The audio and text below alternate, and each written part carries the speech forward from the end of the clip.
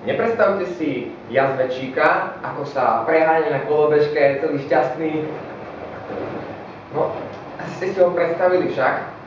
Práve som zmanipuloval vaše myslenie, pretože vy ste si ho nechceli predstaviť, ale ako náhle poviem jazvečík, hneď máte v hlave obraz. Zmanipuloval som to, na čo myslíte.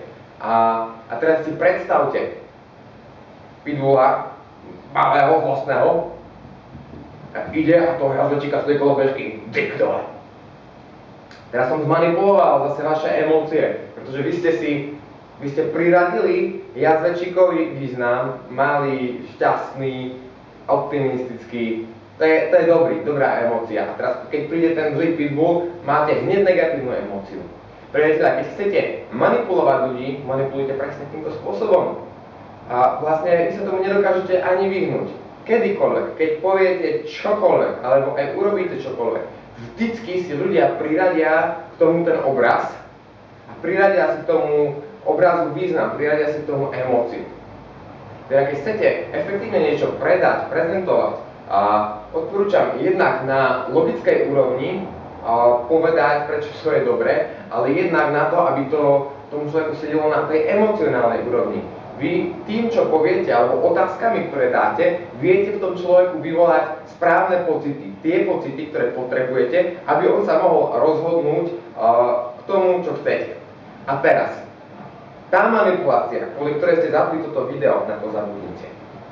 A aký je rozdiel medzi tou manipuláciou, o ktorej hovorím, a tou, čo už máte v hlave prepojené manipulácia, to je zlé. Manipulácia, to je zlé, to je tá manipulácia, kde vy použijete klamstvo.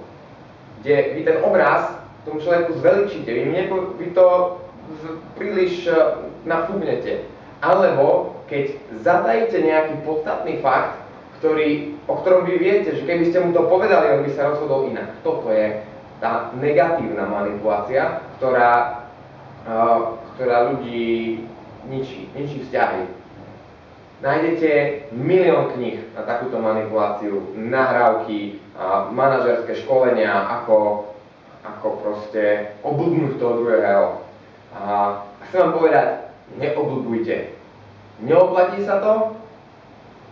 Jediné, čo sa oplatí, keď chcete skutočne mať dobré vzťahy s ľuďmi, chcete ich skutočne presvedčiť, a za prvé nepresviečajte.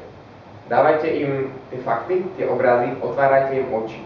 Hovorte pravdu a na to, aby za vami skutočne išli, aby vás poslúchli, musíte mať vnútornú integritu. To znamená, to, čo poviem, to tak aj myslím a tak to aj splním. Keď niečo sľúbim, čo potom nedodržím, tak som vlastne klamal. A na to, aby ľudia začali robiť to, čo vy po nich chcete, vy musíte byť dôveryhodní. A teda konajte tak, aby ste si túto dôveru zaslúžili.